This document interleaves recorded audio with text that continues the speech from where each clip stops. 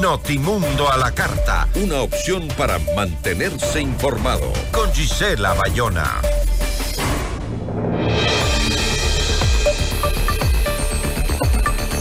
Hasta el día de hoy, miércoles 7 de agosto de 2024, tienen plazo las organizaciones políticas nacionales y provinciales para solicitar al Consejo Nacional Electoral el acompañamiento para realizar los procesos de democracia interna en los que se escogerán sus candidatos a presidente y vicepresidente de la República y también los asambleístas y parlamentarios andinos.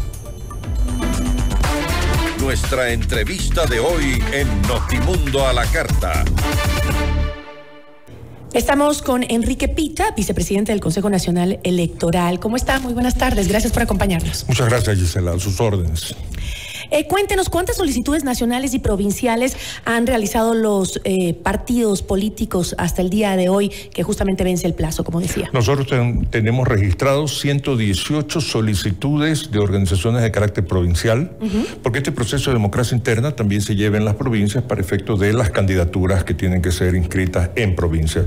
Y 17 de carácter nacional, que son todas las organizaciones políticas que van a poder participar. Ahora, ¿cómo está el cronograma de las primarias? ¿Ya cada partido o movimiento tiene su fecha para las primarias? Hay una solicitud previa porque cada proceso de estos o cada actividad de estos tiene que ser acompañada de un funcionario del Consejo Nacional. Tiene que ser. Tiene que ser. Es el que da fe de que el proceso se ha llevado adelante de acuerdo a los estatutos de la organización. Y aquí me detengo un poco.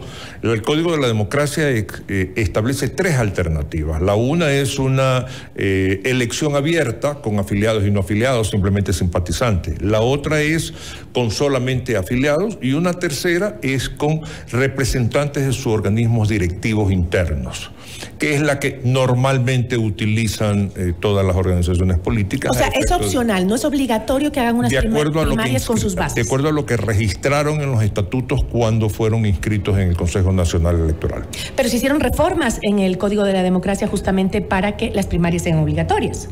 No, las primarias son obligatorias. Yo estoy hablando es cómo se llevan adelante los procesos. O sea, que tienen esas primarias. tres opciones. Cuando yo organizo un partido político, registro en mis estatutos cómo voy a hacer este proceso de selección de candidatos y registro una de estas tres. Lo que usualmente es lo que trato de decir, realizan las organizaciones políticas, es la tercera, porque es la más fácil de controlar. Y lo hemos visto, ¿no? En varias, por ejemplo, se conoce que la Revolución Ciudadana, por ejemplo, el candidato es el que su ex vicepresidente Rafael Correa diga, este va y este no va. Lamentablemente las organizaciones políticas... Eso es poco democrático, pues. Lo que iba a decir, lamentablemente las organizaciones políticas no tienen unas estructuras internas que permitan una mayor participación y respeto también a esa participación. De tal manera de que termina siendo una especie de autocracia, por llamarlo de alguna manera, de quienes dirigen o de quien dirige la organización política y define quiénes son sus candidatos de acuerdo a los intereses de quien dirige el partido, obviamente las conveniencias de quien acepta ser candidato en un momento dado y se presta para esto, y también de acuerdo a las posibles alianzas que puedan tener. El tema de las alianzas, justamente, ¿hasta cuándo tienen tiempo para justamente generar alianzas? ¿Eso va después de las primarias? Claro que sí. Las alianzas pueden ser inscritas o registradas hasta el 30 de agosto. Sin embargo, es necesario mencionar que para llevar adelante una alianza entre dos organizaciones políticas, los candidatos que son propuestos para integrar esa lista unificada tienen que haber pasado por un proceso de democracia interna de cada una de estas. Cualquiera de los tres puntos que plantea. Pero tienen que haber pasado dentro de las alternativas que están interna. ¿Cuál es la función justamente de, digamos, esta veeduría o este asesoramiento con el que tiene que acompañar el Consejo Nacional Electoral? ¿Cuál es la función específica en unas primarias? Verificar que se está cumpliendo con los estatutos. Si en un momento dado, volviendo al tema de que solamente votan los representantes de los órganos internos de la organización, verificar que efectivamente están registrados como tal en el Consejo Nacional Electoral, porque nosotros debemos tener ese registro previo, de tal manera que certificamos efectivamente pues que no hay pues participantes que no tienen la legitimidad para hacerlo. Es decir, que no participaron en primarias porque luego están pidiendo ser inscritos. Ha sucedido. ¿Ah, sí? Claro. Ahora, justamente ¿hasta cuándo tienen para inscribir los candidatos que sean resultado de estas primarias? Bueno, la inscripción de candidaturas va desde el 13 de septiembre hasta el 2 de octubre, entendiéndose que cuando ya inscriben candidaturas tienen que haber superado, en el caso de que se dé, estos procesos de suscripción de las alianzas. Y el hecho de que hayan existido tantos movimientos o partidos políticos que están inscritos, digamos, ¿complicó este proceso de organizar las primarias? No para el Consejo Nacional Electoral. Nosotros tenemos delegaciones provinciales en cada provincia y las estructuras internas de nuestras delegaciones están capacitadas para hacer este tipo de supervisión. Todo es cuestión de planificación oportuna, por supuesto. Las organizaciones políticas establecen su plan de trabajo en cuanto a esta organización y nosotros tenemos que acreditar delegados. Delegados que entienden de respecto a su responsabilidad, porque tienen que dar fe. Y dar fe de esto es importante para efecto de que cuando inscriben su candidatura tienen que tener este respaldo. Aquí hay un comentario que quiero hacerle. La selección de candidatos tiene que ajustarse a los requerimientos que están establecidos en la norma en cuanto a la porcentaje de participación de mujeres y cuanto al porcentaje de participación de jóvenes. Y eso también tiene que verificar el delegado. Claro que sí. En el supuesto de una alianza, por ejemplo, en la organización A contra la organización B, tiene que haberse cumplido con estos porcentajes. Primero, tienen que cumplir con eso. Es decir, tienen que ver quién pone el hombre y quién pone la mujer, porque claro, tiene que ponerse de acuerdo. La paridad de género. Insisto en lo que ya dije antes, pero esa propuesta de candidatos de la organización que se alía entre la A y la B tiene que haber nacido de un proceso de democracia interna.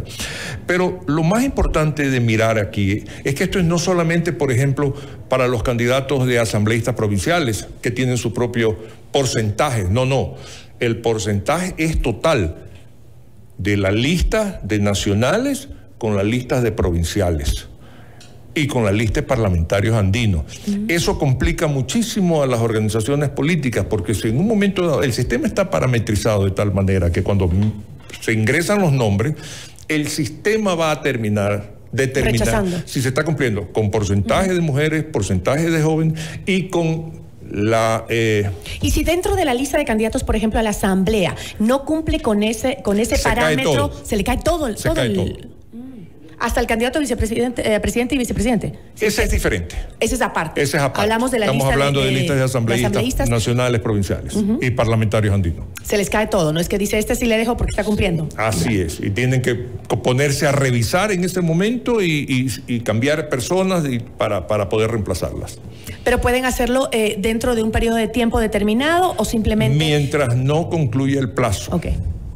Ahora, claro, y eso les va a complicar bastante, porque además son los primeros años que empezamos a incorporar este tema de la paridad en todas las candidaturas. Así es, por eso es que yo quiero destacar el hecho del trabajo que nosotros como función electoral realizamos en cuanto al asesoramiento y acompañamiento. No solamente en estas primarias para efecto de que ellos tengan confianza y ponemos a su disposición un programa informático que está a la parametrización y que les va advirtiendo de esta situación. Posteriormente, cuando ya viene la inscripción de candidaturas, también ese es un trabajo muy complicado para las organizaciones políticas. Nos hemos comprometido en el Consejo Consultivo que llevamos adelante, el que en cada delegación van a haber mesas con la disponibilidad de equipos y personal para ayudarlos, porque muchas organizaciones políticas o no tienen acceso a internet con facilidad, o sus funcionarios o sus afiliados o la gente que la representa no están capacitados, y ya ha sucedido que concluye la hora y todavía no concluye el trabajo de ingreso de datos. Y nosotros hemos establecido claramente, 12 de la noche se cierra el sistema, y si no alcanzó a inscribir, se quedaron Ese fuera. Acompañamiento definitivamente es importante para las mismas organizaciones políticas también. Ahora, bueno, y usted hablaba de lo importante que es esta experiencia que tienen ya en cada delegación, una experiencia porque hemos tenido en los últimos años un montón de elecciones, incluso apretadas entre sí, y eso ha permitido esa gran experiencia. Y en base también a eso de la experiencia que hoy tiene el Consejo Nacional Electoral, entiendo que el Consejo de Participación Ciudadana y Control Social quiere que para noviembre ya se haga la renovación de estos 2 vocales que se decidió hacer. Esto, ¿cómo perjudica esa organización? Porque si es en noviembre, estaría a solo 2 meses de las elecciones. Eso es una responsabilidad que le va a tomar o va a tocar asumir al Consejo de Participación Ciudadana. Yo quiero ratificar aquí, y creo hablar en representación de los otros 4 consejeros, nosotros estamos dispuestos a que en el momento que el Consejo de Participación Ciudadana nos comunica que ya han designado los reemplazos que corresponden, primero de 2 y posteriormente de 3, simplemente cesa nuestra responsabilidad al frente de la institución. Pero obligatoriamente cesa en noviembre, porque la obligatoria realmente puede obligar.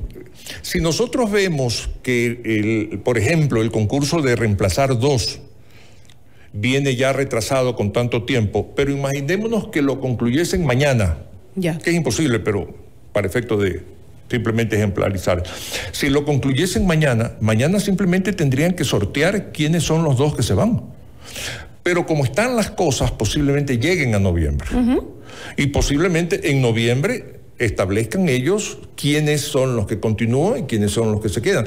En el supuesto caso no consentido de que hagan los 2 concursos simultáneamente y lleguen a noviembre y seleccionen primero 2 y después 3, nosotros como funcionarios electorales tendremos que acatar la ley. La única institución que nos puede reemplazar o puede llevar adelante esta acción es el Consejo de Participación Ciudadana. La ley, la única prohibición que sí establece es que no podemos ser sujetos de juicio político. Ahora, pero no sé si es que hay una preocupación por el hecho de que están a solo 2 meses estas personas que van a entrar, no sé, seguramente tendrán algún tipo de preparación, obviamente, pero no la misma que tienen los consejeros que ya están en el sistema implementando estas elecciones. ¿Solo 2 meses o no les preocupa porque simplemente ya todo está acorde al cronograma y van a ser unos simples espectadores? Yo no me atrevería a hacer juicio de valor sobre aquello.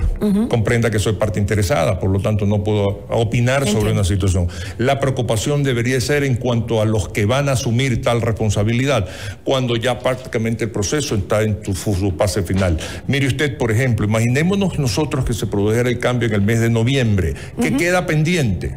Por ejemplo, queda pendiente ya el inicio de la campaña electoral y ya las reglas de la campaña electoral ya fueron aprobadas por este pleno.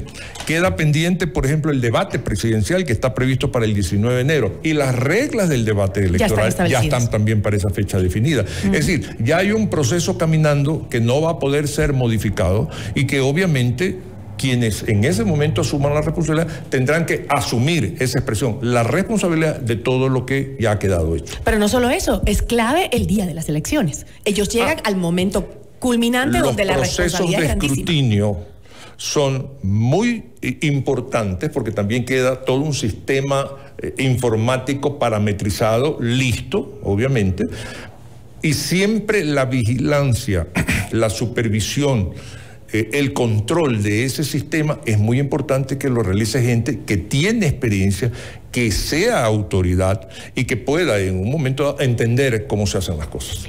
Veamos qué sucede y veamos si logran llegar a ese cambio de vocales justamente en noviembre, que se acaba el plazo. Lo importante de esta conversación, Gisela, es que yo quiero ratificarle a usted lo que dije hace un momento y creo hablar en representación de los otros consejeros. Nosotros estamos listos a acatar lo que decida el Consejo de Participación Ciudadana en su momento, de acuerdo a la ley. Le agradezco muchísimo, Enrique. Muchísimas gracias. A sus órdenes siempre. Nos acompañó Enrique Pita, vicepresidente del Consejo Nacional Electoral. Notimundo a la carta.